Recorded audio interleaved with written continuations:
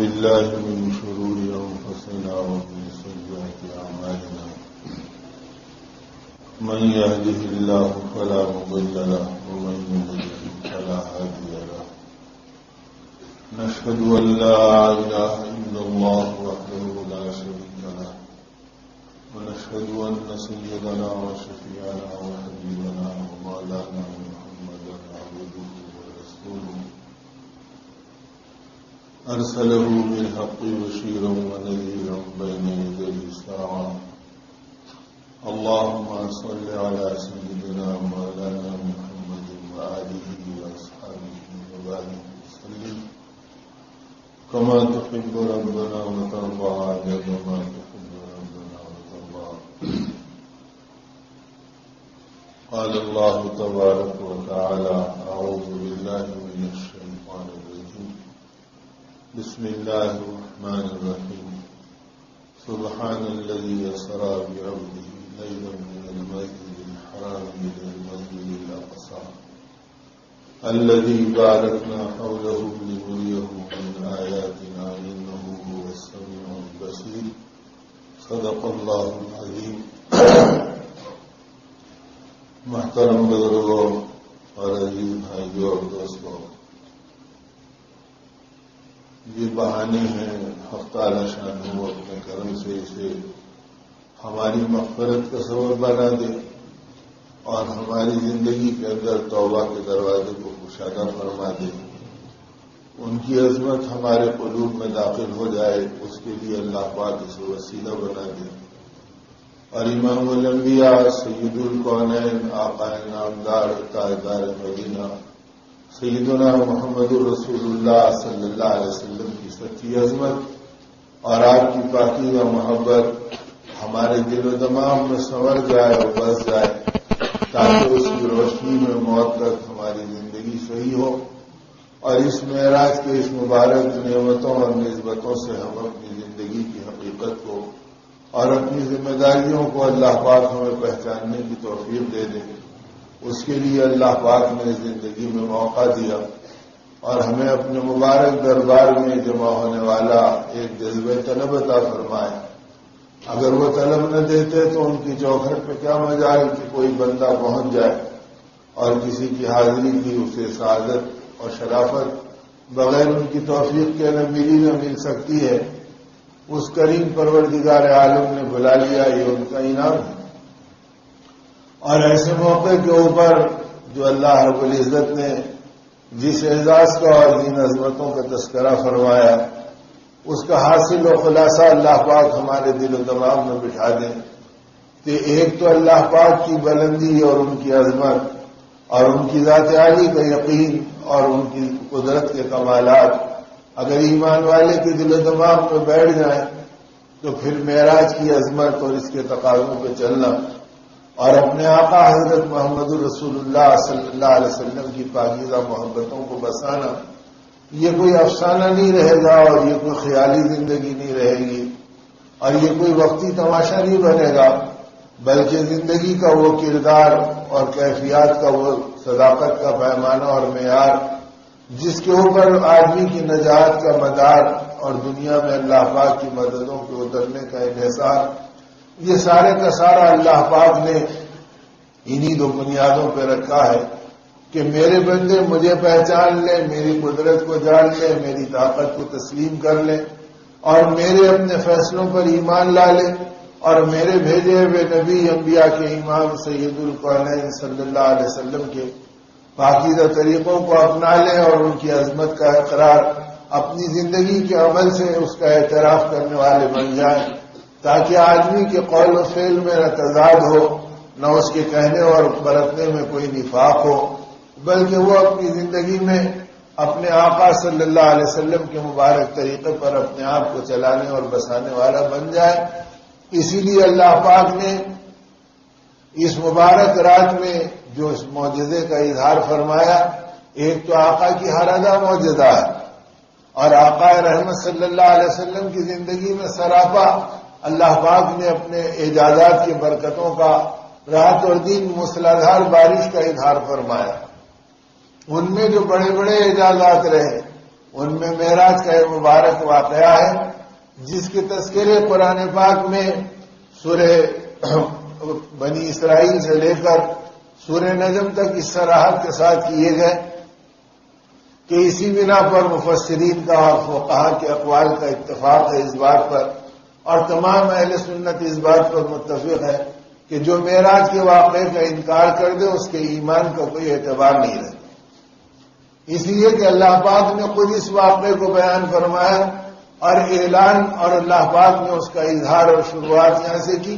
کہ سبحان الذی اسری بعبدہ، کہ پاک ہے اللہ کی وہ ذات، بے عیب ہے وہ اللہ کی ذات جس کے لیے کچھ کرنا کسی چیز کی نہ احتیاج ہے، نہ معذوری ہے، نہ مجبوری ہے، نہ محتاج ہے۔ محتاج تو مخلوق ہوتی ہے، خالق احتیاج کو پورا کرتا ہے، وہ حاجت روا ہے، وہ حاجتوں کو پورا کرنے والی ذات ہے۔ تو وہ ذات پاک ہے، عیب سے پاک ہے، کمزوریوں سے پاک ہے، رکاوٹوں سے پاک ہے۔ اگر وہ اللہ پاک یہ اعلان کرتے ہیں کہ ہم نے اپنے پیارے نبی صلی اللہ علیہ وسلم کو رات بلکہ اس بات کا کہنا کہ سبحان الذی اسری بعبدہ لیلا من المسجد الحرام، تو اس میں صاف علماء نے ان باتوں کو فرمایا کہ یعنی رات کے کچھ حصے میں، پوری رات کا ذکر نہیں، گھنٹوں کا ذکر نہیں، اور وہ حصہ بھی ایسا کہ جس حصے کا آدمی حساب و کتاب نہیں کر سکتا۔ آقا نے فرمایا کہ ام ہانی کے گھر سے میں سو رہا تھا، بیدار کیا گیا، ابھی نیند میری پوری ختم ہونے نہیں پائی تھی کہ مجھے حتیم کے مقام پر لایا گیا، اور یہاں سے پھر مجھ کو مسجد اقصیٰ کی طرف لے جایا گیا، اور لے جانے سے پہلے آنے والے جبرائیل امین نے اپنے ساتھ کے فرشتوں سے میرا تعارف کرایا، اور آپ کے سینے مبارک کو چاک کیا گیا، اور جنت کے طشت میں اور زمزم کے پانی سے آپ کے قلب اقدس کی برکات کو اور انوار نبوت کے فیضان کو اتنا بلند سے بلند کیا گیا کہ جس کی انتہا کا تصور انسان کے بس کی بات ہے۔ اسی لیے کہنے والوں نے بڑی بڑی عجیب باتیں کہی تھی۔ اکابر امت کے گویا وہ چیزیں جن کے اندر رحمت عالم صلی اللہ علیہ وسلم کے تقدس کا اور آپ کی ذات عالی کی عظمت کے تذکرے کیے گئے، ان میں ان باتوں کا ذکر فرمایا کہ یاد رکھو کہ جس مٹی سے اللہ پاک نے تمام انسانوں کو بنایا تو اس میں خاص مٹی وہ ہے کہ جس سے انسانوں کے قلب کو بنایا گیا۔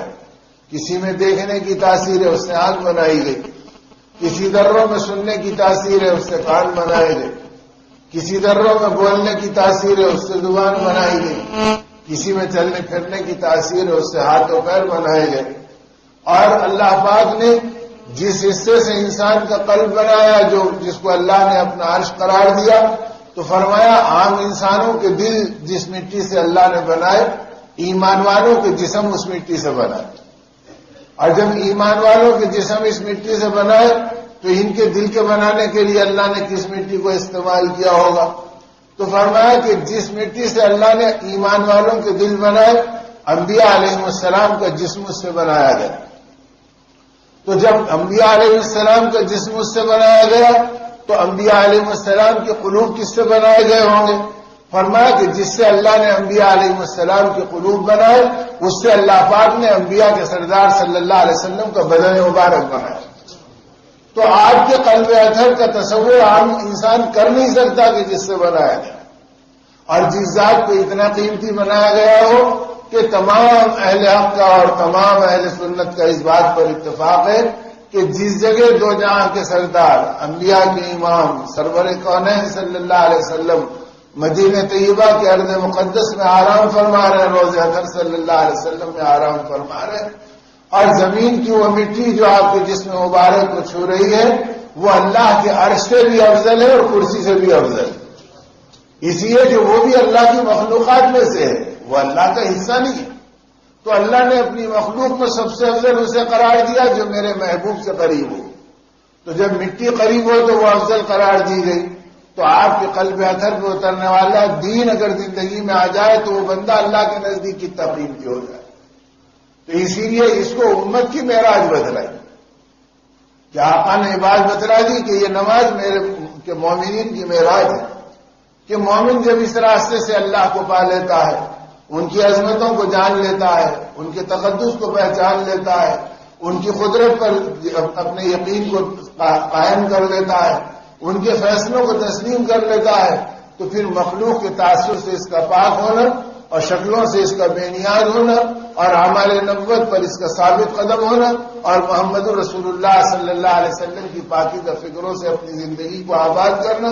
اور آپ کے انوار نبوت سے پا کر دنیا کی ظلمتوں سے نکلنا، پھر یہ وہ مجدہ جافدہ ہے جو اللہ ایمان والے کو اپنے کرم سے اسی دنیا میں عطا فرماتے ہیں۔ اور اس کے لیے اللہ پاک نے ان مبارک واقعات میں بتلا دیا کہ دیکھو اس ذات کے لیے یہ کوئی مشکل بات نہیں کہ ہم نے اپنے پیارے نبی صلی اللہ علیہ وسلم کو اٹھایا اور ایسے اٹھایا کہ آپ فرما رہے ہیں کہ جس دروازے سے میں باہر نکلا اس کی کیواڑ ہل رہی ہے اور میرا یہ سفر شروع ہوا اور میں ام ہانی کے گھر سے حتیم میں آیا اور حتیم سے پھر مسجد اقصی پہنچا اور وہاں انبیاء علیہ السلام کا تعارف ہوا اور پھر ان کی امامت کا اللہ پاک نے آپ کو شرافت اور اعزاز بخشا اور پھر اس کے بعد آپ صلی اللہ علیہ وسلم کو آسمانوں کی سیر کرائی گئی اور پھر ہر آسمان پر آپ کا پہنچنا اور آپ ہی نے صحابہ کرام رضوان اللہ تعالی علیہ مجمعین کو یہ بتلایا کہ تمہیں پتا ہے کہ ایک زمین سے آسمان کا فاصلہ کتنا ہے، اور صحابہ نے کہا اللہ و رسولہ عالم کہ اللہ اور اس کا رسول جانتا ہے، ہمیں کچھ اندازہ نہیں۔ تو فرمایا کہ تیز سے تیز رفتار سواری، اب یہ تو ہمارا تصور ہے کہ کبھی سمجھے کہ گھوڑا تیز ہے، کبھی سمجھے کہ اونٹ تیز ہے، کبھی سمجھے کہ ریل تیز ہے، کبھی سمجھے کہ ہوائی جہاز تیز ہے، کبھی سمجھے کہ راکٹ تیز ہے، کبھی سمجھے کہ میزائل تیز ہے۔ اب اللہ کے علم میں ہے کہ وہ تیزی اور بلندی کتنی ہے جو محمد رسول اللہ صلی اللہ علیہ وسلم کو سمجھائی گئی، اور آپ صلی اللہ علیہ وسلم نے صحابہ کو بتلایا کہ تیز سے تیز رفتار سے اگر کوئی آدمی زمین سے آسمان پر جانا چاہے تو اسے 500 برس کی مدت درکار ہوگی۔ تو اب آدمی اندازہ کرے کہ 500 برس کا مسافت کا راستہ کتنا ہوتا، اور پھر اس کے بعد میں ایک آسمان سے دوسرے آسمان کا فاصلہ 500 برس کا، اور ایک آسمان کی موٹائی کہ اس کے نچلی سطح سے اوپری سطح پر آنے پر آقا رحمت صلی اللہ علیہ وسلم بتلایا کہ اس میں 500 برس رکھتے۔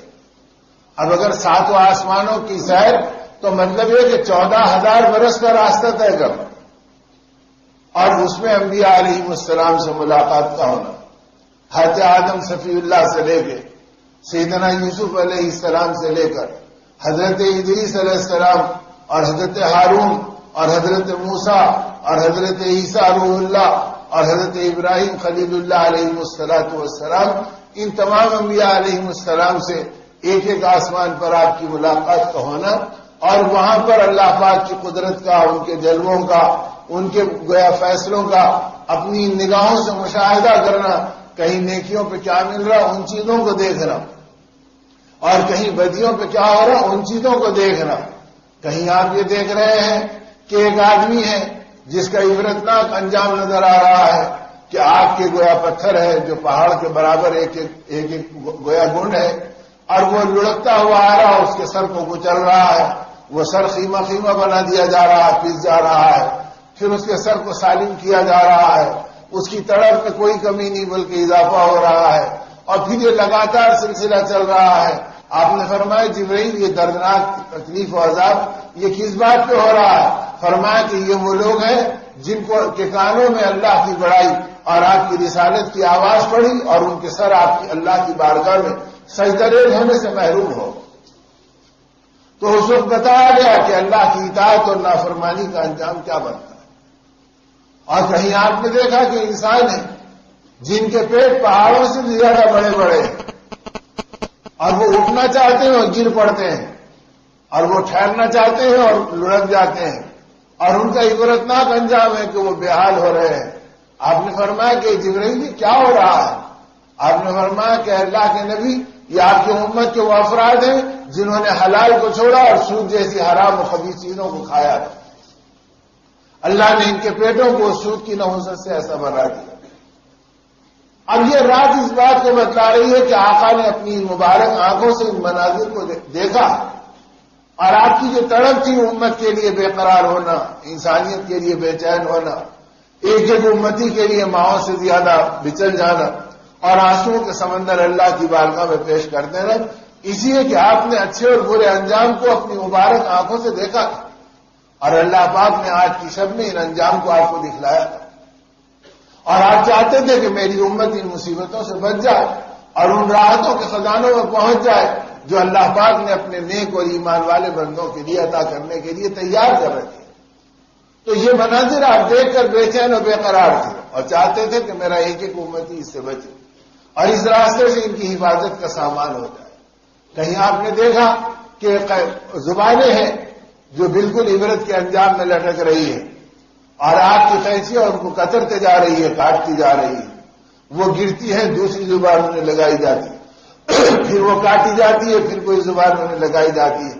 آپ نے فرمایا کیا حال ہے؟ فرمایا کہ یہ وہ واعظین ہیں جو کہتے تھے اور اپنی زندگی میں عمل نہیں کرتے تھے، اور یہ وہ جھوٹے انسان ہیں جو خدا کے خوف کو چھوڑ کر چند مال کے ٹکڑوں کے لیے، روٹی کے چند لقموں کے لیے، دنیا کی جھوٹی تمناؤں کے لیے جھوٹ کہہ دینا، دغا دے دینا، دھوکوں میں پڑ جانا، کسی کا مال لوٹ لینا، کسی کے گھر پہ قبضہ کر لینا، کسی کی زمین کو دبا لینا اور کسی کی عزت و آبرو کو لے لینا، یہ ان کی زندگی کا وتیرہ تھا۔ آج اس کے بدلے میں ان کی زبانوں کے ساتھ ان آگ کی قینچیوں سے ان کا عبرتناک انجام بنایا جا رہا ہے۔ کہیں آپ نے دیکھا کہ ایک آدمی ہے جو وزن اٹھا نہیں سکتا، ایسے گٹھیرے کے گٹھیرے جمع ہو رہے اور وہ اور اس وزن میں اضافہ کر رہا ہے اور ہانپ رہا اور تڑپ رہا ہے اور اپنی بے بسی کے اندر وہ بالکل ایسے گر رہا ہے جیسے کوئی کولو کا بیل اپنی آخری ہچکیوں میں مرنے کے وقت کی کیفیت میں رہتا، لیکن چونکہ موت کا تصور نہیں اور زندگی کی لذت نہیں، اس عبرتناک انجام کو دیکھ کے آپ نے فرمایا یہ کون ہے؟ کہا کہ یہ وہ لوگ ہیں جو دوسروں کا گناہ اپنے اوپر لادتے چلے جاتے تھے، کسی کا مذاق اڑا دیا، کسی کا تمسخر کر دیا، کسی کی غیبت کر دی، کسی کی آبرو لوٹ لی، اب اس کے بعد جو پھر یہ انہی اعمال میں لگے ہیں تو یہ توبے ان کے اعمال میں جمع ہوتے چلے جا رہے ہیں اور یہ آپ کی شکل میں ان کی زندگی میں ان کے سروں پہ وزن ڈال رہے ہیں اور یہ ان کی زندگی کی بربادی کا سامان بن رہے ہیں۔ تو میرے دوستوں اور میرے بزرگوں، یہ معراج کی شب ہماری پستیوں کو بلندی سے اور ہماری ذلت کو عروج اور معراج سے بدلنے کے لیے دی گئی کہ تم ان چیزوں کو سوچ کر اپنی زندگیوں کو ٹٹولنے والے بنو۔ اسلام کا کوئی عمل، زندگی کا کوئی جذبہ، آقائے دو جہاں رحمت عالم صلی اللہ علیہ وسلم کی محبت کی کوئی جھلک آدمی کو بے مقصد نہیں دی گئی کہ آدمی اسے قصہ اور تماشا بنا لے اور کھیل اور کھلونا بنا لے، بلکہ اس کی روشنی میں ایک طرف اللہ کی قدرت کو پہچانے اور دوسری طرف محمد رسول اللہ صلی اللہ علیہ وسلم کی محبت کو تسلیم کرے، جس کی شہادت اس کے اعمال ہے، اس کی اطاعت ہے، اس کا جذبہ ہے، اس کی سوچ ہے، اس کی فکر ہے، جو حضور پاک صلی اللہ علیہ وسلم کی اتباع اور سائے کے اندر آئی۔ تو ان سارے مناظر کو آپ نے دیکھا اور کہیں آپ نے مشک کی خوشبو سونگی اور باغ و بہار کے آپ نے پرکشش مناظر دیکھے اور وہاں پر آپ نے بے قرار کلمات کے طیبات آپ کے کانوں میں پڑے کہ اے اللہ جس کے لیے آپ نے وعدہ کیا ہے اس کے ساتھ اپنے وعدے کو پورا کر دے اور جس نے مجھے طلب کیا اور مجھے اس کے حوالے کر دے۔ فرمایا جبرائیل یہ کیا ہو رہا ہے؟ فرمایا یہ وہ اللہ کی دی ہوئی جنتیں ہیں جو اپنے آنے والے کو یاد کر رہی ہے اور کہہ رہی کہ اے اللہ جو ہم کو پکار رہا اسے ہمارے حوالے کر دے اور جو ہمیں یاد کر رہا ہمارے ساتھ اس کے رشتے کو جوڑ دے، اور یہ نعمتیں اور یہ لذتیں وہ ابد الآباد کی ہیں کہ جو کبھی چھینیں گی نہیں اور ملنے کے بعد غم پھٹکے گا نہیں، اور ان نعمتوں کے بعد کبھی اس کی زندگی کے اندر کوئی ندامت اور کوئی افسردگی اور کوئی بے قراری کا تصور اس کی زندگی میں نہیں آئے گا۔ یہ وہ نعمتیں اور خزانے ہیں جو آپ کی امت کو دیے جائے، اسی لیے آپ صلی اللہ علیہ وسلم کو جو اعزازات دیے گئے آپ نے اس بات کو فرمایا کہ ان اللہ حرمت علی الانبیاء حتی ادخلها جنتی وحرمت علی الامم حتی تدخلها امتی او کما قال، فرمایا کہ اے لوگوں یاد رکھو حق تعالی شانہ نے تمام نبیوں کو جنت کو حرام قرار دیا جب تک کہ میں جنت میں داخل نہ ہوں، اور تمام امتوں میں جنت کو حرام قرار دیا جب تک کہ میری امت جنت میں داخل نہ ہو جائے۔ اس لیے یہ امت آئی سب سے بعد میں اور جائے گی سب سے پہلے۔ یہ عزتیں جو دی گئی ان کے مناظر اس معراج میں حضرت محمد رسول اللہ صلی اللہ علیہ وسلم کو دکھلائے اور آپ کی راحتوں میں اور آپ کے قلب اقدس کی ٹھنڈک میں اضافہ کیا گیا۔ کہ ہمارے نبی یہ نعمتیں ہیں جو ہم آپ کی امت کو اور قیامت تک آنے والے آپ کے متبعین کو دینے والے ہیں. اور آپ کی تمنا یہ تھی کہ ہر آدمی میرا متبع بن جائے اور اس راستے پہ چل کر جہنم کے ان ہولناکیوں سے اپنے آپ کو بچائے. ان مناظر کو آپ نے دیکھا، پھر آپ وہاں پہنچے، وَكَانَ قَابَ قَوْسَيْنِ أَوْ أَدْنَىٰ کہ سدرۃ المنتہا تک پہنچ گئے. 7 آسمانوں کی سیر، 14,000 میل کا فاصلہ طے ہوا، اور اس میں انبیاء علیہ السلام سے ہم کلامی ہوئی اور ایک ایک نے آپ کا استقبال کیا.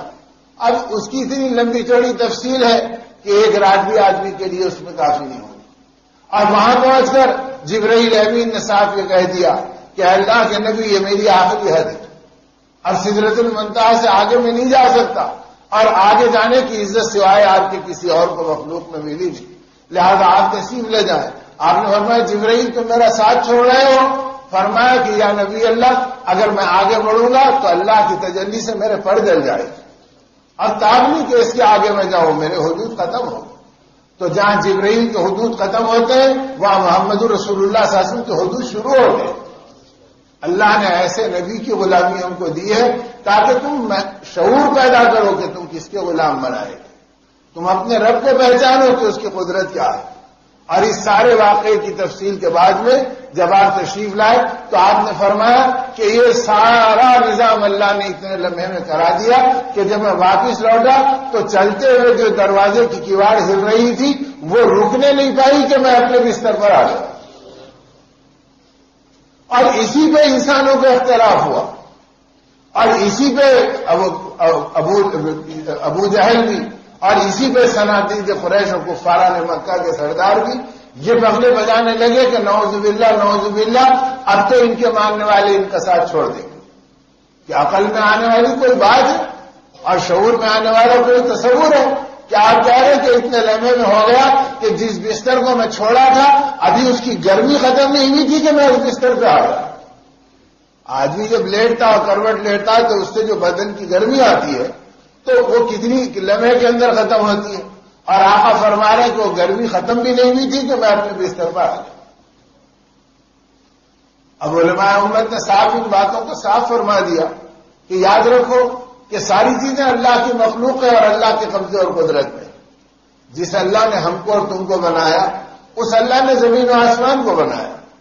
اس اللہ نے خوشی اور غم کو بنایا، اسی اللہ نے عزت و ذلت کو بنایا، اسی اللہ نے عروج و پستی کو بنایا، اور وہی پروردگار عالم کے قبضے میں لمحے بھی ہے، موسم بھی ہے، سب انہی کے اختیار میں. جب آقا نے اپنے حبیب صلی اللہ علیہ وسلم کو بلانے کا ارادہ کیا اور ایسے وقت پہ ارادہ کیا جبکہ مخلوق میں مشقتوں کی انتہا پہ آپ پہنچ گئے. طائف کا ہولناک واقعہ ہو گیا، شعب ابی طالب کی گھاٹیوں میں فقر و فاقے کے گویا طویل مدت کا عرصہ گزر گیا. آپ کی لاڈلی اور چہیتی گویا زوج مطہرہ امت کی ماں حضرت خدیجہ الکبریٰ رضی اللہ تعالی عنہ بھی رخصت ہو گئی، اور ادھر آپ کے چہیتے سرپرست حضرت ابو طالب بھی رخصت ہو گئے. تو یہ سارے غموں کے پہاڑ جب آپ پہ ٹوٹ رہے ہیں آقا اس بار اللہ پاک اپنے آقا کی اس کیفیت کو دیکھ کر یہ ظاہر کر رہے ہیں اے لوگوں یاد رکھو جب فرش والے نہیں پہچانتے تو عرش والا استقبال کر کے اپنے نبی کی محبت ظاہر کرتا. تو آپ کو زمینوں سے اوپر بلند کیا گیا اور آسمانوں سے بڑے بلایا گیا، اور اس مقام کے اوپر اللہ پاک نے ہم کلامی کا شرف عطا فرمایا، اور پھر اس کے بعد یہ نماز کا تحفہ ملا اور جنت و جہنم کے مناظر آپ کو دکھلائے گئے، اور اتنی دیر میں کہ آدمی کی عقل اسے کام نہیں کرتی. اور جب یہ بیٹھ گئے تو یوں فرمایا کہ اس میں بیٹھنے کی کیا بات کہ یہ تو یہ کہ جب پروردگار عالم نے اپنے حبیب کو بلایا تو جیسے وہ بادشاہ کی سواری دنیا میں جاتی ہے تو یہ طے ہوتا ہے کہ بھئی جہاں سے نکلی اور جہاں تک جائے گی سڑکوں کو روک دو، سواریوں کو ٹھہرا دو،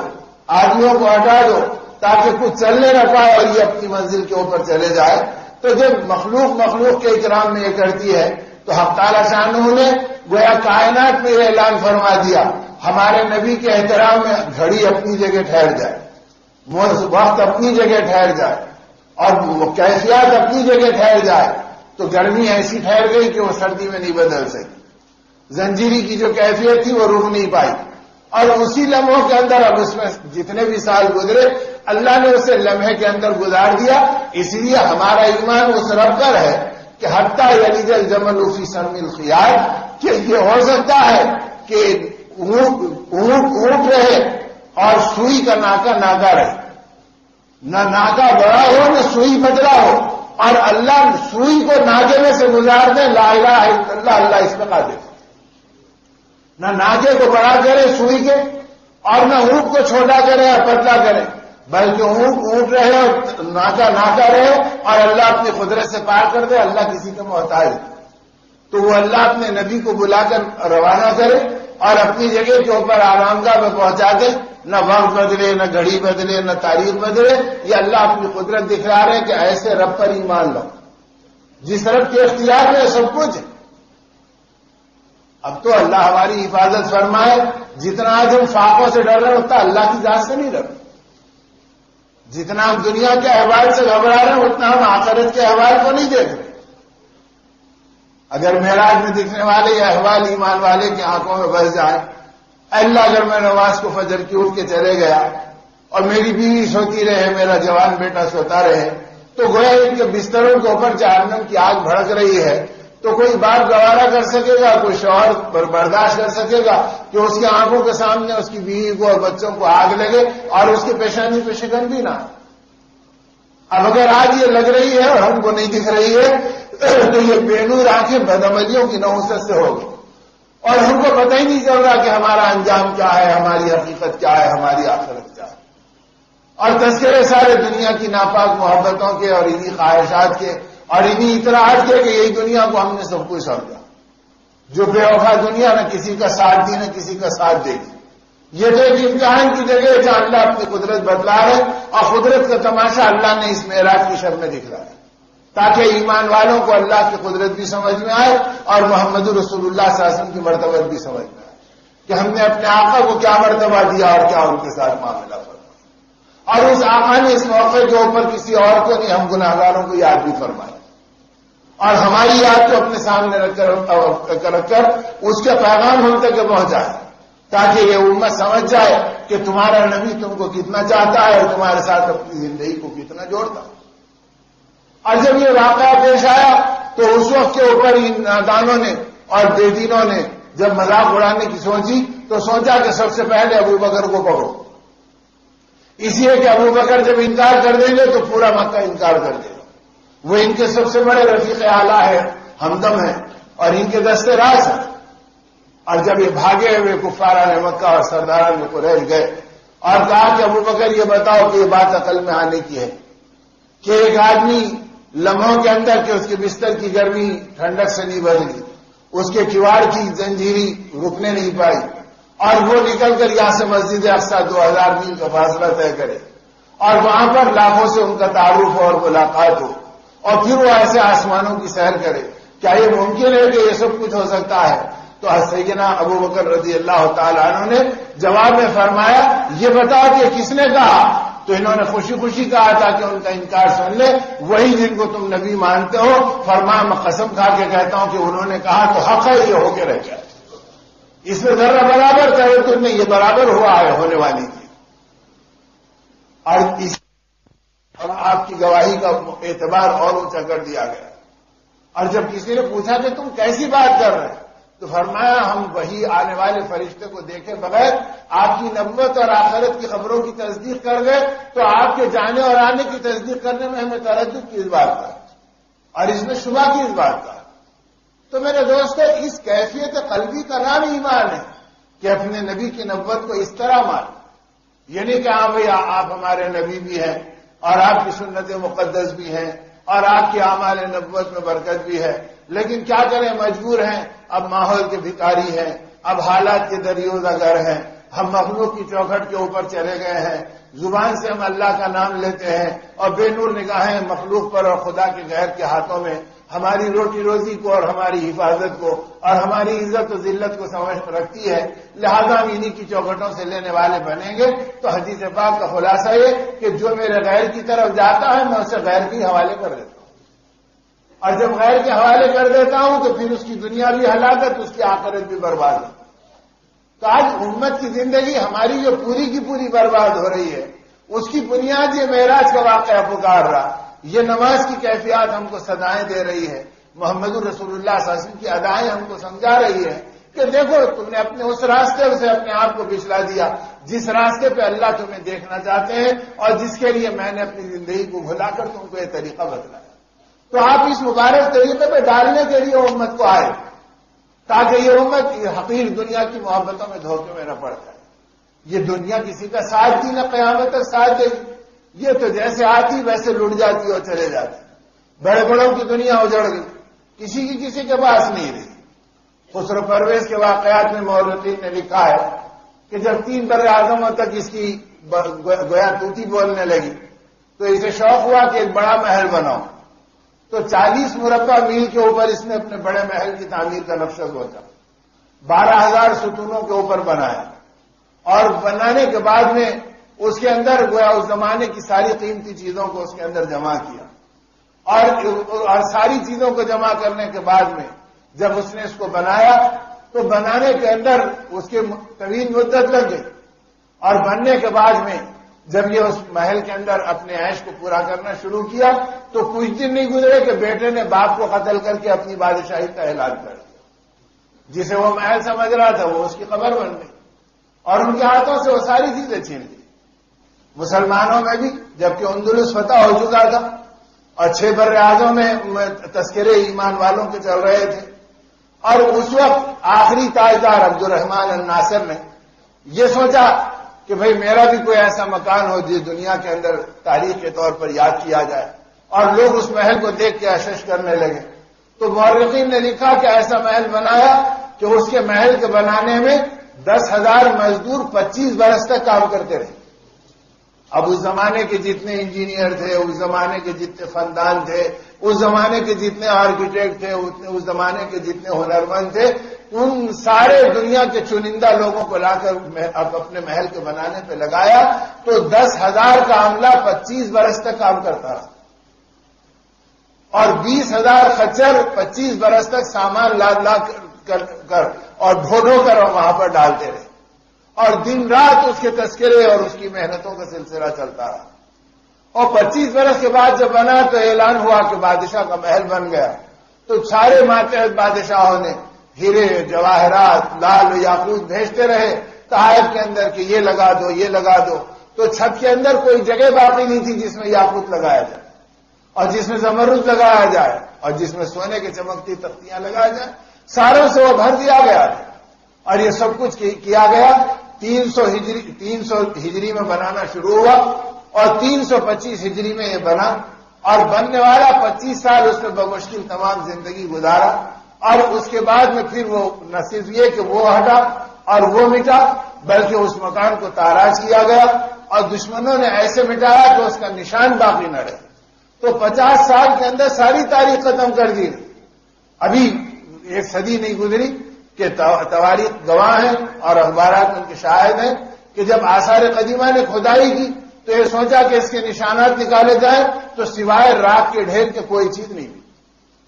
تو میرے دوستو اس زندگی کے اندر ایک مکان بنا لینا, چند سواریوں کو جمع کر لینا, جھوٹی خواہشات کے دھوکے میں پڑ جانا اور اس لٹ جانے والی اور چھن جانے والی چیزوں کا ذوق اپنے اندر پیدا کر لینا اور اسی پہ اترا کر موت تک اپنے آپ کو چلا دینا, جن کی محبتوں میں حلال و حرام کی تمیز بھی بھول جانا اور اللہ کی منشا اور فرمانبرداری اور نافرمانی کی دیوار بھی ڈھا دینا اور محمد رسول اللہ صلی اللہ علیہ وسلم کے غم اور ارمانوں کو بھی پہچاننے سے محروم ہو جانا. یہ بھی کوئی زندگی ہے کہ ایمان والا ان حقیر چیزوں پر اپنی زندگی لگا دے اور ان لوگوں کے اندر اپنے آپ کو ڈال دے اور یہ سمجھے کہ یہ میری زندگی کا میدان محنت ہے اور اس کے اندر میں اپنے آپ کو ہلاک کر لوں اور برباد کر لوں. اس لیے دو جہاں کے سردار صلی اللہ علیہ وسلم نے اپنی امت کو اعمال پر, ایمان پر, تقوی طہارت پر اور آخرت والی فکروں پر اٹھایا جس سے آپ نے اس مبارک شب میں اپنی آنکھوں سے دیکھا تھا اور چاہتے تھے کہ ایک ایک امتی ان چیزوں کو پہچان لے اور اپنی زندگی میں قدم قدم پر آپ نے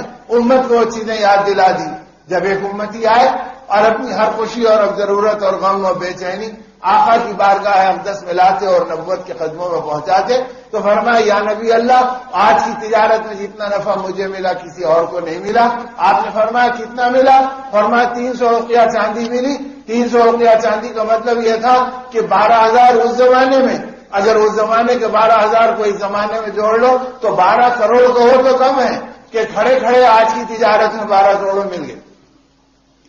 تو یہ کتنی مسرت کی اور آدمی کے لیے خوشی کی چیز ہوتی. رحمت عالم صلی اللہ علیہ وسلم نے توقف لینے کا موقع نہیں دیا اور سانس بدلنے کا موقع نہیں دیا، بلکہ فوراً فرمایا میں تمہیں اس سے بڑا نفع اس سے کم وقت میں بتا دوں، اور وہ یہ ہے کہ تم فرض نماز کے بعد 2 رکعت نفل پڑھ لیا. تو فوراً مال سے اعمال کی طرف ڈال دیا اور چیزوں سے اللہ کی ذات کی طرف جوڑ دیا کہ تمہارے نفع نقصان تو اللہ کے قبضے میں، اور اصلی نفع وہ ہے جو ملنے کے بعد چھننے نہ پائے. یہ تو سارے نفع دنیا میں دھرے رہ جائیں گے اور آدمی مٹی کی چادر اوڑھ کر پڑ جائے گا، اور قیامت تک کہ وہ ایسی جگہ چلے جائے گا جہاں پھر ان ساری چیزوں کا تصور بھی اس کے پاس نہیں آئے، وہ تو بٹوارا ہو جائے گا غیروں. تو اس لیے ان چیزوں سے رحمت عالم صلی اللہ علیہ وسلم نے غریب کو بھی نکالا، امیر کو بھی نکالا، فقیر کو بھی نکالا، مالدار کو بھی نکالا، اور ان کے ذہنوں کو ایمان کی بلندی کے اوپر اٹھایا کہ اس سے اپنے ذہنوں کو پاک کرو. حضرت عبداللہ بن مسعود رضی اللہ تعالیٰ عنہ ایک تنہا اکیلے ایک صحابی ایسے ہیں جن کی پنڈلیاں بہت پتلی تھی اور جن کے ٹخنے بہت پتلے تھے، جس کے نتیجے میں حضور پاک صلی اللہ علیہ وسلم نے پوری امت میں یہ اکیلے ہیں جن کو اجازت تھی کہ تم ٹخنے سے نیچے تک کچھ پہن سکتے ہو تاکہ تمہارے ٹخنے ڈھک جائیں اور لوگ عجوبے کے طور پر تمہارے ٹخنوں پر اپنی نگاہوں کو نہ ڈالیں. اتنے پتلے آپ کے ٹخنے تھے. اور ایک بار نبی رحمت صلی اللہ علیہ وسلم نے صحابہ کی مجلس میں دیکھا کہ صحابہ ہنس رہے، مسکرا رہے. فرمایا کیوں مسکرا رہے ہو؟ تو کہا کہ ابن مسعود کی پنڈلیاں نظر آ گئی اور ان کے ٹخنے نظر آ گئے، وہ اتنے پچھلے ہوئے اور اتنے پتلے ہیں کہ اسے دیکھ کے ہم ہنسنے لگے.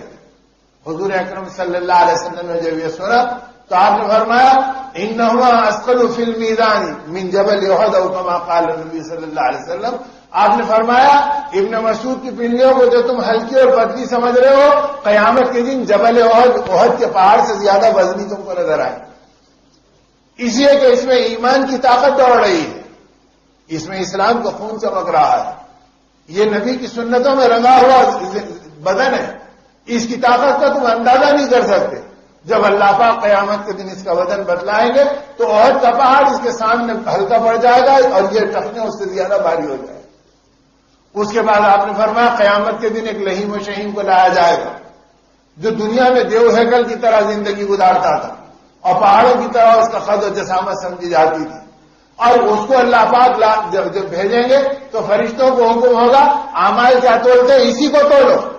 اب جب اسے پڑھنے میں ڈالا جائے گا تو حق تعالی شانہ کے کہنے پر فرشتے اس کے مقابلے میں گیہوں کا ایک دانہ ڈالیں گے تو گیہوں کے ایک دانے کے مقابلے میں وہ اتنا بے وزن اور ہلکا ہو جائے گا کہ گیہوں کے دانے والا پڑلا وزن سے زمین کو چپک جائے گا، نیچے اتر جائے گا اور یہ ہوا کے اندر اور خلا میں اڑ جائے گا.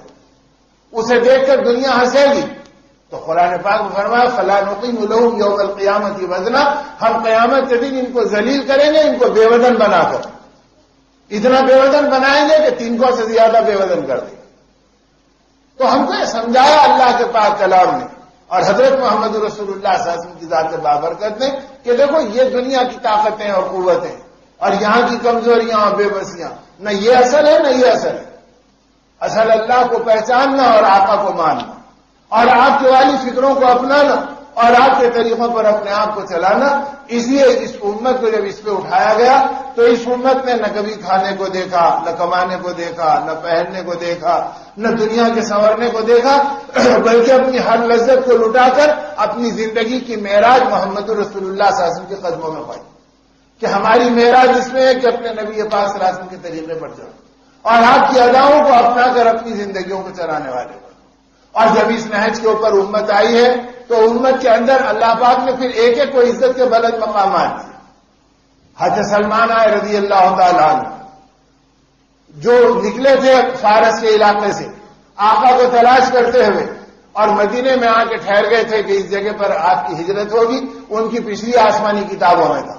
اور جب آقا ہجرت کر کر آئے تو آپ کو پہچانا. اس وقت تک چونکہ اجنبی تھے تو لوگوں نے آپ کو پکڑ لیا، غلام بنا لیا اور ایک دوسرے کے ہاتھوں بیچ دیا. اب دکھنے کے بعد یہ قربانیوں میں پڑے رہے، یہ مجاہدوں میں چلتے رہے، یہ آقا دو جہاں صلی اللہ علیہ وسلم آئے تو آپ کی گویا اطاعت کی اور آپ کی رسالت کو قبول کیا، تو ظالم مالک نے آپ کو گویا الٹا لٹکا دیا، آگ کی دھونی دے دی، کوڑے آپ کو لٹکائے گئے، ساری مشقتوں کو برداشت کیا، مدتوں کے بعد اللہ نے پھر آزادی دی، اور جب آزادی ملی تو پھر آپ نے اپنی ساری زندگی دین اور ایمان کی محنت میں گزاری۔ صحابہ کہتے ہیں کہ آقا آ رہے تھے اور ہم مہاجر اور انصار بیٹھے ہوئے تھے اور ہم دونوں میں تکرار ہو رہی تھی،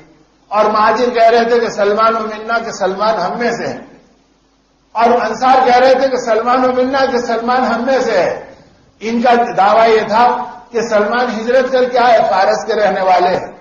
اور آقا کو تلاش کرتے کرتے مدینے کو پہنچے، اور ہم ہجرت کر کے مکے سے مدینے کو آئے ہیں، لہذا ہم مہاجرین کو یہ عزت حاصل ہے کہ سلمان کو اپنے میں لے لیں۔ اور انصار نے کہا کہ یہ مدینے میں تھے اور آقا آئے تو آقا کو انہوں نے مدینے میں دیکھا اور یہاں ان کو ایمان کی دولت ملی، لہذا یہ ہمارے درمیان رہتے تھے، یہ ہم میں سے ہیں، ہم تمہیں نہیں دیں گے، یہ ہمارے ہیں۔ نبی پاک صلی اللہ علیہ وسلم تشریف لائے، فرمایا کس بات پہ جھگڑ رہے ہو؟ انہوں نے کہا کہ سلمان و منا، اس کی دلیل یہ ہے۔ انہوں نے کہا کہ سلمان و منا، اس کی دلیل یہ ہے کہ سلمان ہم میں سے، انہوں نے کہا سلمان ہم میں سے۔ آقا نے دونوں کی طرف دیکھ کے مسکرایا اور فرمایا سلمان و منا، فرمایا نہ تم میں سے نہ تم میں سے، سلمان مجھ سے ہے، اس لیے کہ میری محبت میں اس نے قربانی دی، اور اپنی مبارک چادر اڑا کے فرمایا اللہ گواہ رہنا میں نے سلمان کو اپنے اہل میں شمار کر لیا۔ تو یہ عزت کس کو ملی؟ غلام کو ملی یا کروڑپتی کو ملی؟ یہ اجنبی اور پردیسی فارس کے رہنے والوں کو ملی یا دنیا کے چودراہٹ کے دعوے کرنے والوں کو ملی؟ تو قیامت تک یہ راستہ بتلا گیا کہ تمہاری معراج ان ظاہری بوسیدہ چیزوں میں نہیں ہے اور ان مردار شکلوں میں نہیں ہے کہ تم ان کے دھوکے میں اپنی زندگی گزارو۔ تمہارا راستہ تو ہے کہ تم اپنے نبی کے طریقے کو اپناؤ اور جو چیز ملی ہے اس کو اپنی زندگی میں انجام دو۔ اسی لیے فرمایا کہ مومن کی معراج نماز میں ہے کہ کیا جب نماز میں مومن آ جائے تو اب اس کی زندگی کی شان بدل گئی، اس کی آن بدل گئی۔ اللہ آپ کے دربار میں اور میں آ گیا اور آپ نے مجھے بلا لیا، اور پھر یہ کہ میں آپ کے سامنے کھڑا ہوں اور میں آپ کو دیکھنے کے لیے ٹھہرا ہوں۔ اب جس کے اوپر اللہ کی عظمت کا جلوہ ہو اور آخرت کا پڑھتا ہو اور نبی رحمت صلی اللہ علیہ وسلم کی اتباع اور سنتوں کی تابعداری میں اپنے جسم کا استعمال ہو اور آپ کی سنتوں کے ساتھ اپنی زندگی کو برت لے، اب وہ ایک نماز سے دوسری نماز تک ایسی جنت نما زندگی گزارے گا۔ اسی لیے وہ مزاج اس امت کا بنایا گیا کہ یہ وہ نماز تم کو ملی ہے کہ اب جو تمہاری حاجت ہے اس کی کنجی نماز ہے، تمہیں جو ضرورت ہے تم نماز سے پوری کر لیا۔ اسی لیے حضرت عمر رضی اللہ تعالیٰ عنہ اس دور میں جبکہ فتوحات تھے، مال کے انبار تھے، دولتوں کی کثرت تھی، زکات لینے والا نظر نہیں آتا تھا، ایسے زمانے میں آپ نے فرمایا کہ اے لوگوں اپنی حاجتوں کو فرض نمازوں پر اٹھا کر رکھو، اور جب تم نماز پڑھ لو تو اللہ سے مانگ لو، اللہ تمہاری ضرورتوں کو پوری کر دے۔ یہ نہیں کہا کہ حاجتوں کو مال پر رکھو، زمین پر رکھو، اپنی تدبیروں اور شکلوں پر رکھو، بلکہ کہا کہ نماز پر رکھو۔ تو اس معراج کے راستے سے ملنے والی چیز جو مومن کی معراج بن گئی تو ایسی معراج بن گئی تھی کہ اس راستے سے زندگی بنی، اور ایسی زندگی بنی کہ صحابہ اللہ کے راستے میں جا رہے، راستے میں ایک صحابی کا خچر مر گیا، وقت آیا اس کی کا اور وہ لڑکھڑا گیا۔ صحابہ نے کہا ہماری سواری پہ سوار ہو جاؤ۔ ان کی غیرت و خودداری بھڑک گئی، انہوں نے کہا کہ نا جی تم آگے چلو میں آتا ہوں۔ کہا کہ تم اور دیر ہو جائے گی، تمہاری سواری بھی چلے گئی، ہماری سواری پہ بیٹھ جاؤ۔ صحابہ کہتے ہیں جب ہم نے اصرار کیا انہوں نے فوراً 2 رکعت نماز کی نیت باندھی اور نماز پڑھ کے کہا کہ مولا جلانا اور مارنا آپ کے اختیار میں ہے، میں آپ کے راستے میں نکلا ہوں، اپنے علاوہ کا محتاج مت بنا، میری ضرورتیں آپ کے خزانے سے پوری ہوتی ہے۔ صحابہ کہتے ہیں ابھی ان کی دعا ختم نہیں ہوئی کہ اس مردہ جانور نے کان جھٹکنے شروع کیے اور اٹھ کر کھڑا ہو گیا، اور اللہ نے ایسی طاقت دی کہ دوسرے جانوروں سے زیادہ سر پر دوڑنے لگا، اور اللہ نے اسے اتنی لمبی زندگی دی کہ صحابہ کا دور گزرا، تابعین کا دور گزرا۔ امام شافعی رحمۃ اللہ علیہ فرماتے ہیں کوفے کے بازار میں اس کو بکتا ہوا میں نے اپنی آنکھوں سے دیکھا۔ تو کبھی اس نماز سے یہ طاقت اور یہ معراج امت کو ملی تھی کہ مردے کو زندہ کرا لو۔ آج مردے ایمان کو زندہ نہیں کرا سکتے، مردہ ضمیر کو صحیح نہیں کرا سکتے، جو اہمیت لٹ گئی اسلام کی اسے اپنی زندگی میں نہیں لا سکتے، اس لیے کہ نمازیں بے جان ہو گئی، زندگیاں کھوکھلی ہو گئی۔ اور اللہ کے سامنے جسم کھڑا ہے اور دل و دماغ اللہ کے غیر میں بھٹک رہے ہیں، اور وہ استعزاری زندگی میں نہیں جس پر نبی پاک صلی اللہ علیہ وسلم نے امت کو ڈالا تھا۔ تو صحابہ کرام سے لے کے اولیاء امت تک کا سارا طبقہ اپنی معراج لٹ رہا تھا کہ دیکھو جب کوئی ضرورت پیش آتی تو ہم نماز پڑھتے اور ہم اللہ کی بارگاہ میں آتے۔ اسی سرزمین پر، اسی ملک کے اندر عالمگیر رحمت اللہ علیہ کے باپ وقت کا بادشاہ شاہجہاں جس وقت دلی کی جامع مسجد کے اندر قدم رکھا تو دوسری طرف کی سیڑھیوں سے ملا جیون رحمت اللہ علیہ جو عالمگیر کے استاد تھے، وہ اللہ کا ولی بھی سیڑھیوں پہ قدم رکھا، اور جب آگے بڑھ کر آئے وہ خطیب تھے دلی کی جامع مسجد کے، تو ان کو دیکھ کر شاہجہاں نے کہا کہ ملا جیون، میری تمنا تھی کہ میں ریشم کا لباس پہنوں، اور میرے مصاحبین میں جو علماء ہیں انہوں نے مجھے اجازت دے دی کہ یہ آپ کے لیے گوارا ہے، عام لوگوں کے لیے کبر آتا، تکبر پیدا ہوتا، مرد کے لیے ریشم اور سونا حرام ہے، عورت کے لیے جائز ہے، لیکن آپ تو بادشاہ ہیں، آپ کے پاس اس کی کیا حیثیت ہے؟ تو انہوں نے فتویٰ دیا، میں نے پہن لیا، بتاؤ تمہارا فتویٰ کیا ہے؟ ملا جیون نے ایک نظر دیکھا اور کہا اگر اجلت ہو تو پھر مجھے اجازت ہو کہ جمعے کی نماز میں تاخیر کی جائے، اور اگر تاخیر سے جواب دینا ہے تو میں نماز سے فارغ ہو جاؤں اور بعد جواب دوں گا۔ تو بادشاہ کا شاہی مزاج، اس نے کہا نماز میں تاخیر ہوگی لیکن پہلے فتویٰ چاہیے۔ تو فوراً پلٹ گئے، سیڑھیاں اتر گئے اور اپنے جھوپڑے پہ گئے اور اپنے بچوں اور بیوی کو جمع کیا اور کہا دیکھنا آج بادشاہ کے مقابلے میں حق بات کہنے کا وقت آیا ہے، اور ہو سکتا ہے کہ اس حق کے کہنے کے نتیجے میں تمہارے باپ اور تمہارے شوہر کو شہادت کا مرتبہ مل جائے، اور تمہارا ملاقات حوض کوثر پہ ہوگی اور دنیا میں شاید نہ ہو، اسی لیے میں تمہیں وصیت کرنے کے لیے آیا ہوں۔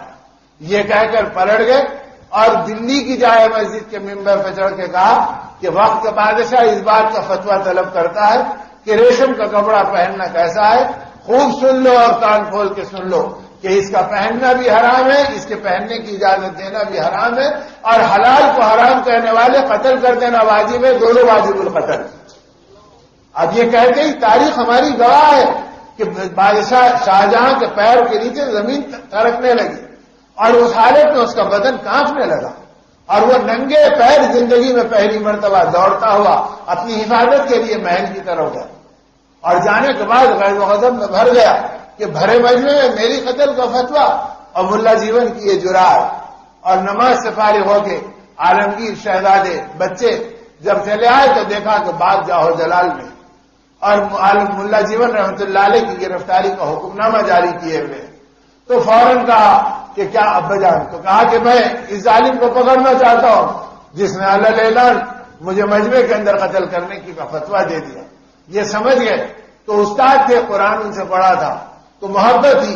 دبے پیر نکل گئے اور یہ دوڑے ہوئے ان کے جھوپڑے پہ گئے تاکہ اپنے استاد کی حفاظت کی کوئی تدبیر کر لیں، اور ان سے کہہ دیں کہ آپ روپوش ہو جائیے، باپ کا غصہ ٹھنڈا ہوگا تو میں سمجھا لوں گا۔ وہاں جا کے دیکھا تو ملا جیون کے چہرے پہ کوئی تشویش و پریشانی نہیں، پیشانیوں پہ کوئی شکن نہیں، اور اللہ کا ولی بچوں کو لے کے قرآن پڑھاتے اطمینان سے بیٹھا ہے۔ فرمایا حضرت آپ کو پتا ہے کہ میرے باپ نے کیا حکم دیا؟ فرمایا کیا حکم دیا؟ کہا آپ کی گرفتاری کا حکم ہے، مجھے ڈر ہے کہ کہیں آگے کوئی اور قدم نہ اٹھ جائے، میں چاہتا ہوں کہ آپ روپوش ہو جائے۔ عالمگیر کہتے ہیں جب میں نے کہا تو میرے استاد کے چہرے پہ جلال آ گیا اور کہنے لگے اگر تیرے باپ کو حکومت پہ ناز ہے تو ہم کو اپنے مولا پہ ناز ہے۔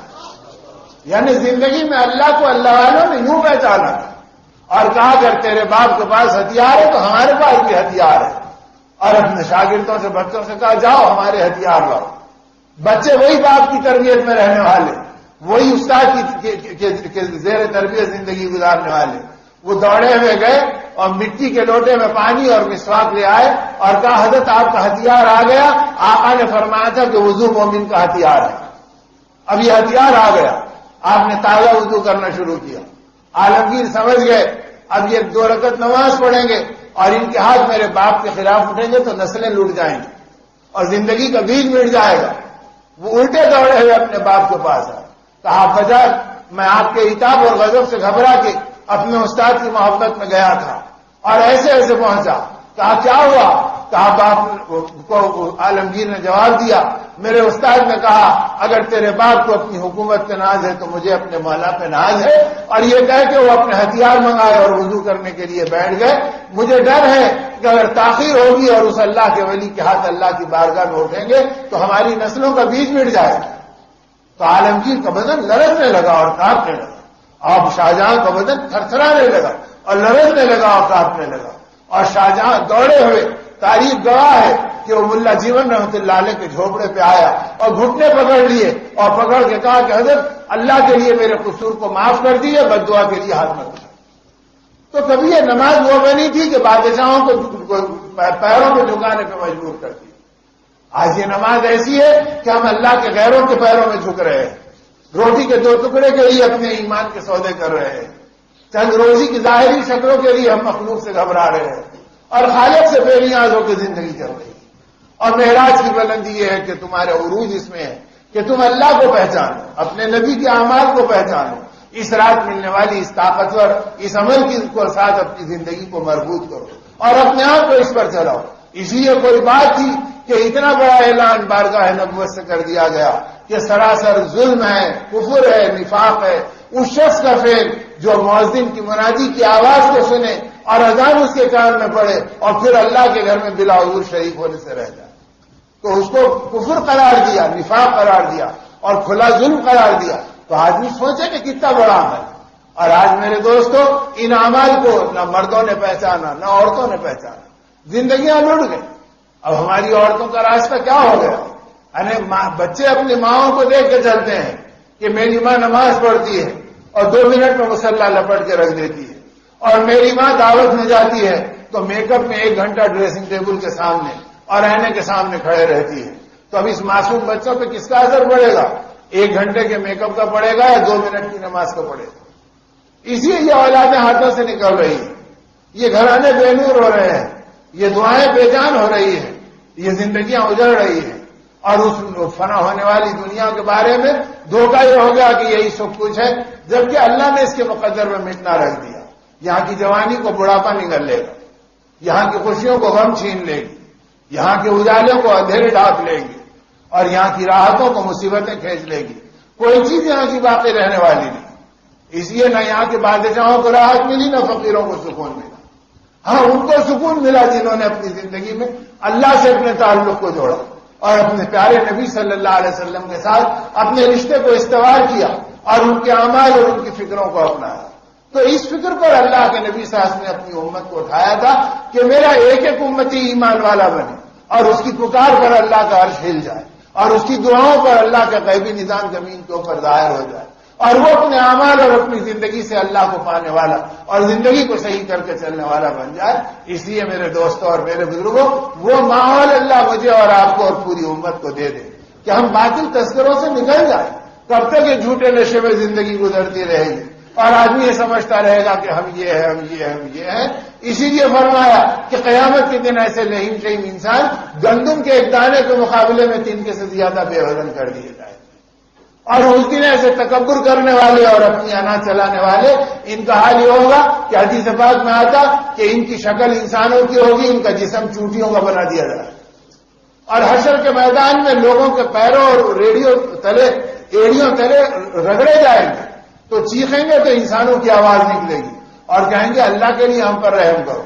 اس دن موت نہیں آئے گی کچھ لے جانے سے، موت کو موت دے دی جائے گی اور انسان کو ہمیشہ کی حیات دے دی جائے گی۔ اب یہ چیخیں گے کہ ارے ہم انسان ہیں ہم پہ رحم کرو، اور جب آدمی دیکھے گا ارے تم تو سیاہ سفید کے مالک تھے اور تم تو بڑے بڑے دنیا میں دعوے کرنے والے تھے اور تم تو بڑے بڑے دم بھرنے والے تھے، آج تمہارا یہ کیا حال ہو گیا کہ تم پیروں تلے کچلے جا رہے ہیں؟ کہا جائے گا یہ اس بڑائی کی سزا مل رہی ہے کہ اللہ نے چونٹیوں کی طرح چھوٹا بنا دیا اور لوگوں کے پیروں میں رگڑے جانے کے قابل بنا۔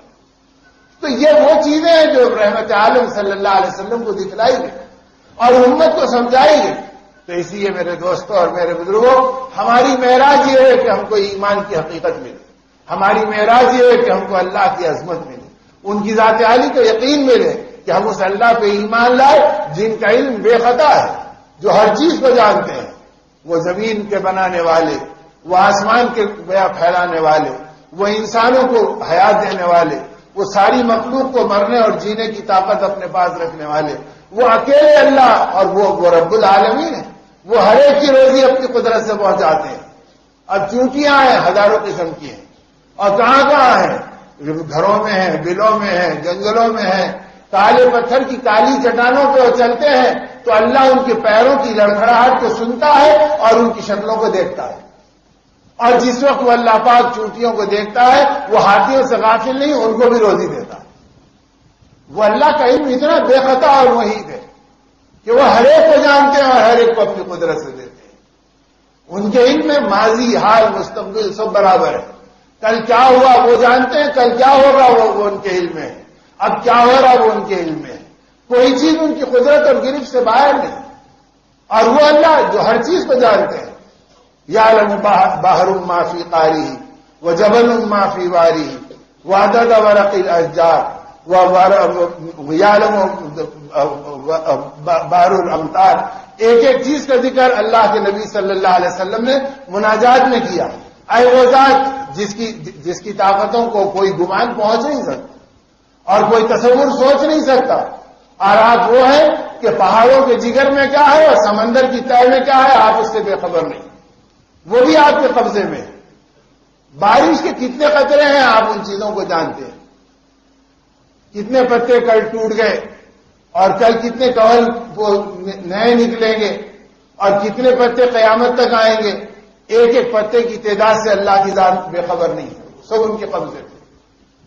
ایسی ذات ہماری ضرورتوں کو نہیں پہچانتی اور ایسی ذات ہماری حاجتوں کو پوری نہیں کرتی۔ تو یہ معراج میں اللہ پاک اپنی قدرت کا تماشا کسی اور کو نہیں، انبیاء کے امام اپنے چہیتے اور لاڈلے حضرت محمد رسول اللہ صلی اللہ علیہ وسلم کو دکھلایا تاکہ آپ کے ذریعے سے امت کو اور ایمان والوں کو باخبر کیا جائے تم ایسے رب پر ایمان لاتے ہو، اس رب کو پہچان۔ آج تو ہم کھوٹے سکوں کو پہچانتے ہیں، ہماری اولاد بسکٹ کے پوڑے اور دل بہلانے والے کھلونوں کو جانتی ہے، لیکن اللہ کی قدرت اور ان کی کبریائی کو نہیں پہچانتی، ان کی طاقتوں کو نہیں جانتی۔ اسی لیے کہنے والے اللہ والوں نے ان واقعات کا ذکر کیا باقاعدہ کتابوں کے اندر کہ ایک بزرگ فرماتے میں راستے سے جا رہا ہوں اور دو بچوں کو دیکھ رہا ہوں کہ محبت کے مارے ایک دوسرے سے بغل گیر ہو رہے ہیں اور ان کے پیشانیوں کو ایک دوسرے کے بوسہ دے رہے ہیں، کانوں میں محبت میں کچھ کہہ رہے ہیں، سرگوشیاں کر رہے ہیں۔ ان کی اس پیار بھری کیفیت کو دیکھ کر میرے پیر رک گئے اور میں نے بے قرار کہا کہ صاحبزادے روزانہ دیکھتا ہوں، آج عید جیسا سما تمہارے چہروں میں نظر آ رہا، کیا تمہیں خوشی ملی ہم کو بھی بتاؤ۔ تو بے اختیار انہوں نے کہا کہ آج آقا کے مہمان ہمارے گھر آ گئے۔ تو یہ بزرگ کہتے میں بے حال ہو گیا اور تھوڑی دیر میرے حواس چلے گئے۔ میں نے کہا اس زمانے میں اور آقا کے مہمان اور تمہاری قسمت کے تمہارے گھر آ گئے تو کیا ہماری بھی کچھ عزت ہے کہ ہم ایک بار ان سے ہماری ملاقات ہو جائے؟ تو فرمایا کہ اس چمکتی دمکتی کیفیت میں جبکہ ان کی آنکھوں میں آنسو کھیل رہے تھے اور چہرے پہ نور ٹپک رہا تھا، انہوں نے کہا کہ حضرت آج ہمارے گھر میں فاقہ ہے اور فاقہ نبی کا مہمان ہوا کرتا۔ تو جب فرمایا میں ٹٹولا کہ یہ آخر شہزادے یہ کہاں کے جوہر ہیں تو پتا چلا کہ یہ سیدنا امام زین العابدین رضی اللہ عنہ کی نسل سے تعلق رکھنے والے لاڈلے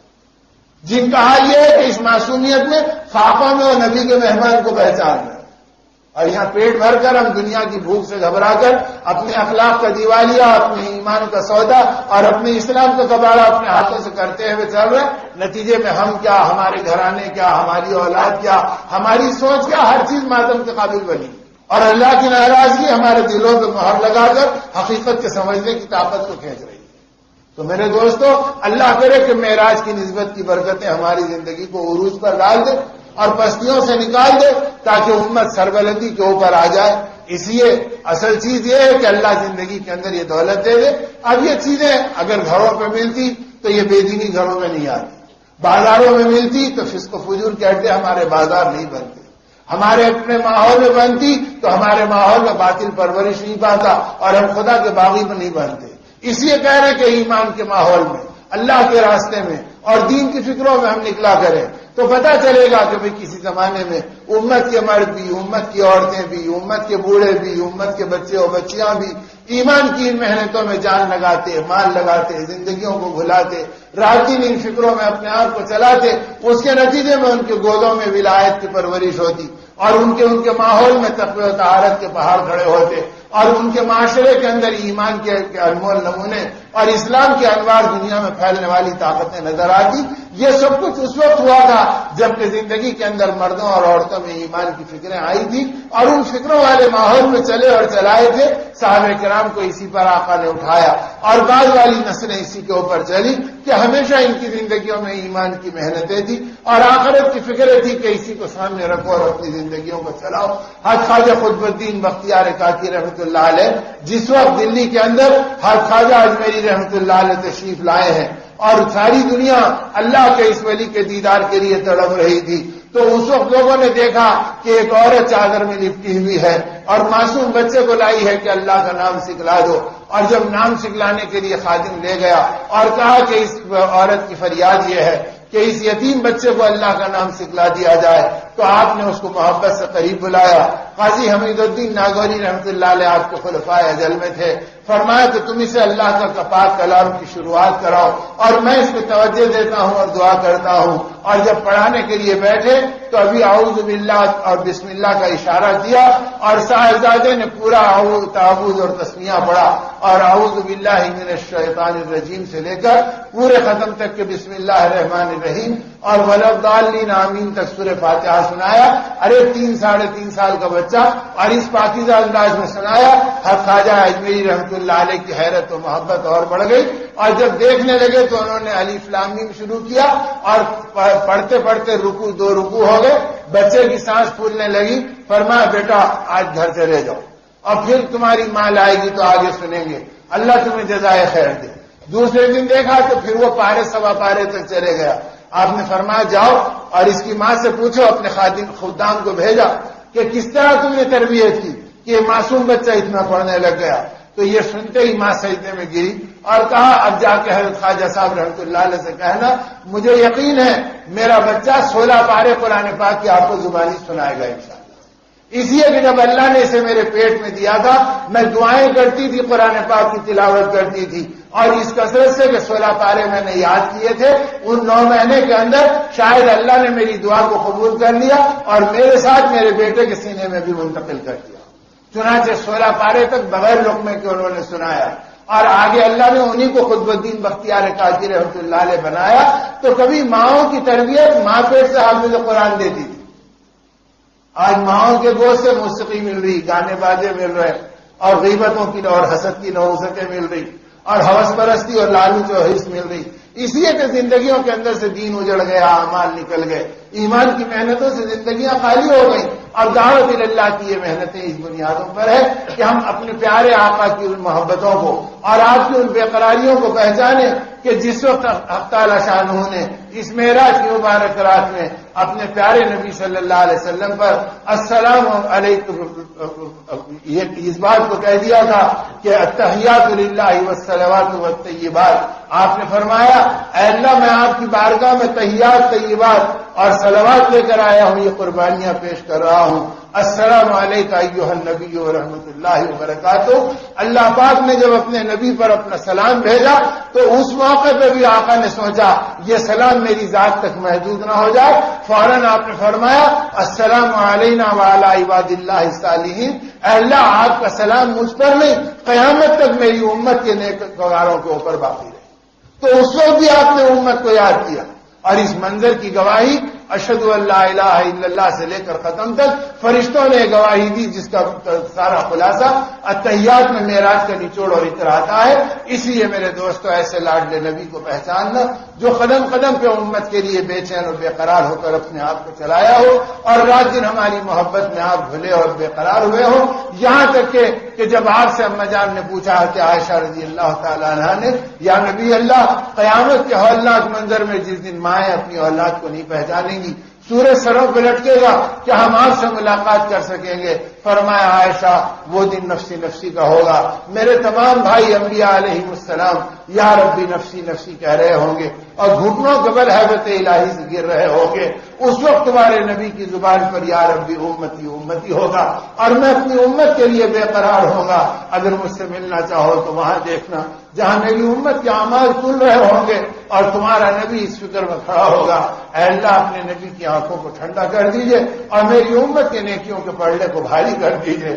اور عائشہ اگر تم نے وہاں نہیں دیکھا تو پل صراط کو تلاش کرنا جہاں میں مولا کو لاڑو پیار سے پکار رہا ہوں گا، مولا اپنے نبی کی آنکھوں کے سامنے امت کو کٹتا مت گرانا بلکہ ان کو بجلی کی طرح پار کرا دے۔ آپ نے آج کے دن مجھے راضی کرنے کی خوشخبری دی تھی، مجھے راضی کر دیجئے، میں اپنے مولا کو منا رہا ہوں گا۔ اور عائشہ اگر تم نے وہاں بھی نہیں پایا تو حوض کوثر پہ آنا جہاں میں اپنی امت کو اپنے ہاتھوں سے حوض کوثر پلا رہا ہوں گا۔ تو میرے دوستو، جس دن باپ بیٹے کو اور ماں اپنے چہیتی اولاد کو نہیں پہچانے گی، آقا ہم گناہگاروں کے لیے بے قرار ہوں اور ہم جیتے ہی نبی کے دین کی فکروں کو، آپ کے مبارک اعمال کو، آپ کی پیاری سنتوں کو اور آپ کے نورانی بے قراریوں کو اگر نہیں پہچانے تو اس سے بڑھ کر ہماری زندگی میں پکڑ کا اور اللہ کے عتاب کا اور کیا سبب ہوگا۔ اللہ اپنے کرم سے ہم سب کی حفاظت فرمائے اور بقیہ زندگی کو ہماری توبہ پر اور پاکیزہ راستے پہ چلنے پر اپنے کرم سے قبول فرمائے۔ حق تعالیٰ معراج کی زندگی کو معراج بنا دے۔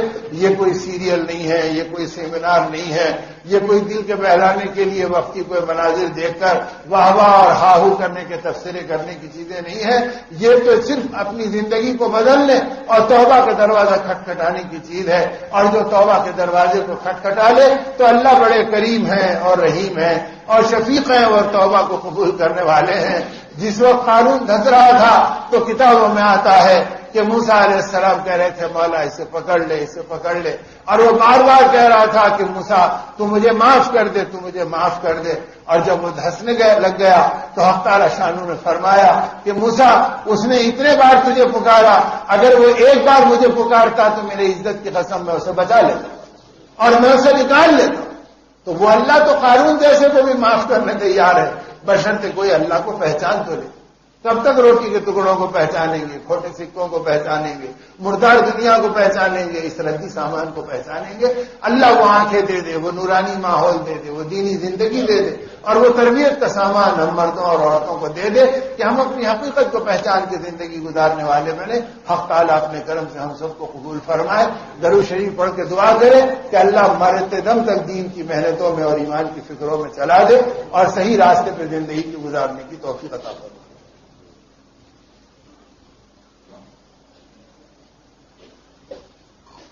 طویل مدت سے طبیعت کی معذوری کی وجہ سے میں بھی بستر پہ پڑا تھا۔ حضرات کی دعائیں، محبتیں اور شفقتیں اللہ پاک ہر ایک کو اپنی نیتوں کے بقدر اجر و ثواب اپنے غیبی خزانوں سے عطا فرمائے۔ ابھی بھی امیر محترم کی اجازت سے اٹھنا ہوا اور یہ تاکید ہوئی کہ بھئی جب تک تو تھکن محسوس نہ کرے اللہ کا نام لے لے اور آج کی مبارک رات سے اپنی زندگی کو حرکت میں لانے کی قدم اٹھانے کی کوشش کرو۔ اللہ پاک اپنے کرم سے تمام بیماروں کو بھی صحت دے اور ہماری روحانی اور تمام قلبی بیماریوں کو بھی اللہ دور کرے اور اللہ دونوں جہان کی سرخروئی دے۔ درود شریف پڑھ کے دعا کریں۔ الحمدللہ رب العالمین والصلاة والسلام علی رسولہ الکریم۔ اللہم ربنا ظلمنا انفسنا وإن لم تغفر لنا وترحمنا لنكونن من الخاسرین۔ اللهم يا أول الأولين ويا آخر الآخرين ويا ذا القوة المتين ويا رحم المساكين ويا أرحم الراحمين يا حنان يا منان يا بديع السماوات والأرض يا ذا الجلال والإكرام يا حي يا قيوم برحمتك نستغيث۔ اللهم إنك عفو تحب العفو فاعف عنا يا كريم۔ اللهم إنا نسألك العفو والعافية والمعافاة الدائمة في الدنيا والآخرة، توفنا مسلما وألحقنا بالصالحين۔ اللهم أصلح لنا شأننا كله ولا تكلنا إلى أنفسنا طرفة عين ولا تنزع منا صالحا ما أعطيتنا۔ اللهم أعنا على ذكرك وشكرك وحسن عبادتك۔ اللهم طهر قلوبنا من النفاق وأعمالنا من الرياء وألسنتنا من الكذب وأعيننا من الخيانة فإنك تعلم خائنة الأعين وما تخفي الصدور. اے اللہ اپنے کرم سے ہمارے گناہوں کو معاف فرما، ہمارے قصوروں کو درگزر فرما. مولا آپ ہی نے اس رات تک مہلت دے دی، اپنی چوکھٹ میں ہم گناہ گاروں کو بلا لیا. مولا آپ تو 70 ماہوں سے زیادہ مہربان ہیں، آپ تو رات اور دن اپنے بندوں کے گناہوں کو معاف کرنے پہ اے اللہ منتظر اور بے چین رہتے ہیں. مائیں بھی انتظار کر کے دروازہ بند کر لیتی ہیں اور آپ رات بھر اپنے بندوں کو پکارتے ہیں، او گناہ گاروں آ جاؤ، میں تمہارے گناہوں کو دھونے اور صرف دھونے نہیں ان کو نیکیوں سے بدلنے کے لیے تیار ہوں. اے اللہ سیئات کو حسنات سے بدلنے والے مولا، ہم سب گناہوں میں لطف ہیں. مولا ہمارے نبی کی معراج کی نسبتوں پر اے اللہ امت کو بھی معراج دے دے. اے اللہ ہماری ذلت و پستی کو ختم فرما دے. مولا بہت دن بیت گئے ذلت کے، پستی کے، گراوٹ کے. اے اللہ وہ اپنے غیر کی چوکھٹوں سے نکال لے، مخلوق کے تاثر سے پاک کر دے. اے اللہ اپنی ذات عالی کی عظمت دے دے. مولا آپ ہی تو قدرت والے ہیں اور آپ ہی نے تو اللہ گندے قطرے سے ہمیں وجود بخشا اور ہمیں اپنی قدرت سے اپنے سامنے بھیک مانگنے کے لیے بٹھایا. مولا اپنے کرم سے اس معراج کی نسبتوں پر ہماری توبہ کو قبول فرما لے. اے توبہ کو قبول کرنے والے اللہ، آپ ہی نے فرمایا کتنے لاتے لالو اور سارے گناہوں کو میرے سامنے ڈھیر کر دو اور ایک بار سچی پکی صلح کر لو اور توبہ کا دروازہ کھٹکھٹا لو. میری عزت کی قسم میں کسی کو باقی نہیں رکھوں گا، میں سب کو دھو دوں گا اور قیامت کے دن کوئی گواہ تمہارے خلاف باقی نہیں رکھوں گا. اے اللہ ہم پر رحم فرما، ہم پر کرم فرما. مولا آپ کی عزت کی قسم زندگی آپ ہی کے قبضے اور قدرت میں ہے. مولا کبھی آنکھیں بند ہو جائیں گی، کب یہ نور چھن جائے گا، کب یہ بدن ٹھنڈا ہو جائے گا اور کب مٹی کی چادر اڑا دی جائے گی اور کب ہم قبروں میں لٹائے جائیں گے. اس سے پہلے توبہ کا دروازہ آپ نے کھلا رکھا ہے. مولا آپ کے بے شمار ہزاروں بندے اور بندیاں مولا بھکاری اور بھکارن بن کر آپ کی بارگاہ میں ہاتھ پھیلائے ہیں. مولا آپ کی عزت کی قسم آپ دلوں کے بھید جانتے ہیں، آپ کے علاوہ کسی اور سے نہیں مانگ رہے ہیں. مولا سب کچھ آپ ہی کے قبضے اور قدرت میں ہے. اے اللہ ہمیں معاف فرما دے، ہماری توبہ کو قبول فرما لے. اے اللہ پیارے نبی کا تڑپنا اور پھڑکنا آپ کے سامنے ہے اور وہ ہمارے لیے رہا. اے مالک اپنے پیارے نبی کے ان آنسوؤں کا واسطہ، ان تڑپنے اور پھڑکنے کا واسطہ مولا ہماری تقدیر کو چمکا دے. اے اللہ قضاء و قدر کے برے احوال سے ہماری حفاظت فرما لے، دشمنوں کی ہنسی اڑانے سے ہم کو بچا لے. اے اللہ ہر قسم کی شقاوت و سختی سے ہمیں بچا لے. اے اللہ حاسدین کی حسد سے ہمیں بچا لے. اے اللہ ہمارے بیماروں کو صحت عطا فرما دے. اے اللہ ظاہری بیماریوں کو بھی دور فرما، روحانی اور اخلاقی بیماریوں کو بھی دور فرما. اے اللہ پریشانیوں سے سکون کو مبدل فرما، چین اور اطمینان کے خزانے نصیب فرما. اے مالک تمام مفروضوں کے قرضے اپنے غیبی خزانوں سے ادا فرما. اے اللہ جتنے مرحومین ہیں ان کی مغفرت فرما. مولا ابھی کسی کی مائیں گزری ہیں اور کسی کے باپ گزرے ہیں اور کسی کے بھائی نے اپنے بھائی کی آنکھ بند کی ہے. اے اللہ یہ سب تیری بارگاہ میں موجود ہے. مولا اپنے کرم سے رہنے والوں کو صبر جمیل دے. اے اللہ جانے والوں کی بھرپور مغفرت فرما لے. اے اللہ اپنے کرم سے ہمیں پاکیزہ زندگی دے دے. اے اللہ اپنے پاک گھرانوں اور درباروں کی حفاظت فرما اور اسے حق پہ چمک دے اور نبی کے غم کے پہلا پنپنے کے لیے قبول فرما لے اور یہاں سے حق کی آوازوں کو عالم میں چلا دے اور ایمان کی محنتوں کو، پیارے نبی کی سنتوں کو دنیا میں پھیلا دے اور ہماری زندگیوں میں اس کا رنگ اپنے کرم سے داخل فرما دے. اے اللہ اپنے کرم سے امت کی ساری اجڑے ہوئے اعمال کو ختم فرما دے. اے اللہ نورانی اعمال سے زندگی کو آباد فرما دے. اے اللہ بے اولادوں کو اولاد نصیب فرما.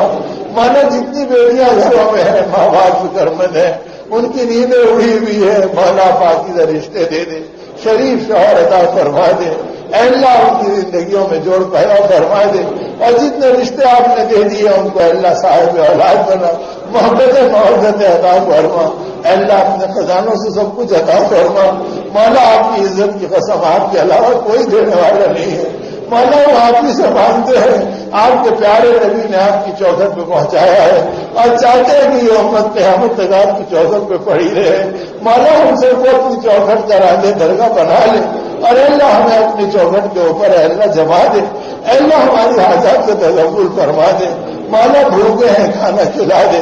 ننگے کپڑا پہنا دے، کمزور ہے توانائی دے دے، اے اللہ منتشر ہے ہمیں محبت دے دے، اے اللہ ہمیں آپس کا جوڑ دے دے، اے اللہ ہمیں روحانی اور نورانی زندگی دے دے، اے مالک اپنے کرم سے ہماری زندگیوں کو پاکیزہ بنا دے، اے اللہ عالم میں ایمان کی ہمیں چلا دے، ہماری عورتوں کو دیندار بنا، ہمارے بچوں کو دیندار بنا، ہم کو دیندار بنا، بچھڑی ہوئی اولاد کو اپنے ماں باپ سے ملا دے، اے اللہ ماں باپ کو اپنی اولاد میں شفقت و محبت کرنے والا بنا دے، ان کی تربیت کے سامان اپنے خزانوں سے آسان فرما دے، اے اللہ سود سے، جھوٹ سے،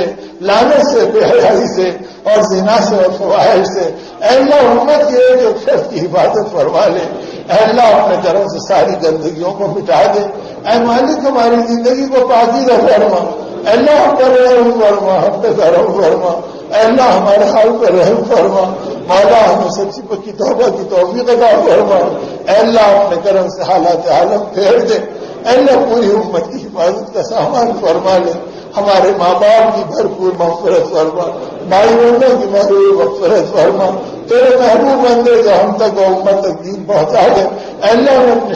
شان جزائے خیر دے، ان میں ہمارے ماں باپ و محسنین کو شامل حال فرما، اللهم اغفر لنا وللمؤمنين والمؤمنات والمسلمين والمسلمات، اللهم ارزقنا حج بيتك وزيارة روضة رسولك عليه الصلاة والسلام، اے مالک تمام حجاج کے حج کو قبول فرما، ان کے اسباب آسان فرما، عمر کے عمروں کو قبول فرما، آنے والے شعبان اور رمضان کا سچا استقبال عطا فرما، اے اللہ پاکیزہ زندگی اپنے طرف سے عطا فرما،